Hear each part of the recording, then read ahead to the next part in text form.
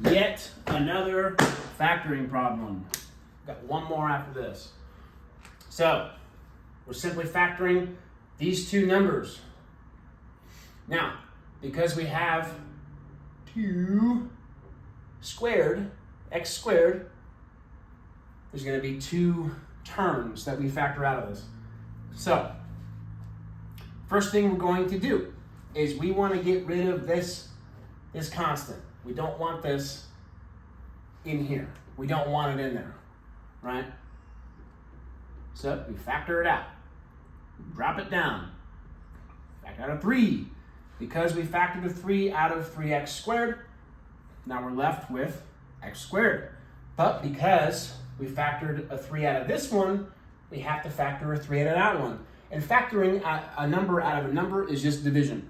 So 27 divided by 3, that's 9, but it's negative 27. See, 3x squared minus 27. This is a negative 27. Divided by 3 is equal to negative 9. So, your answer, well, I'm getting ahead of myself. So, now we do regular factoring. Because we have 2 x's here, x squared. We're going to have x and x. Now, this is the constant multiple rule. Constant multiple. So, we drop 3 down. This is still a factor that we factored out. It stays there. We did not get rid of that. It's just not in the parentheses anymore. So, what times what is equal to negative 9? Because unlike the last one where we had a negative 3x, we had an x without an exponent in it. There is no addition here. Now we're just figuring out what times what is equal to this number.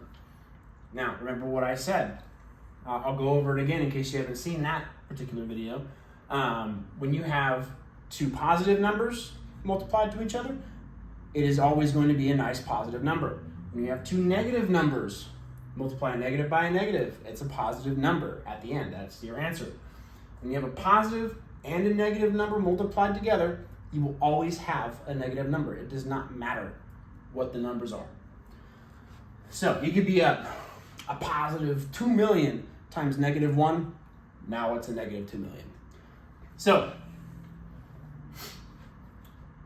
what multiplies to get a negative 9? Well, we know that 3 times 3 is 9. But we have a negative 9. So these cannot be positive, or at least both of them cannot be positive. So negative 3, positive 3. So your answer to this factoring problem is going to be 3 with the factors x minus 3, x plus 3.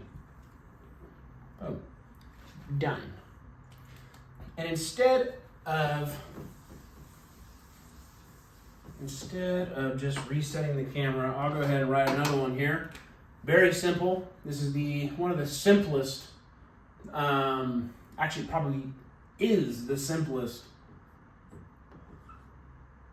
factoring problem you'll ever have. We'll do 2. And x squared minus 25. Easy peasy. We'll do this one in blue, this one in green. How many x's do we have? We have 2, so because we have a power of 2, so 2. That's how many terms we're going to have.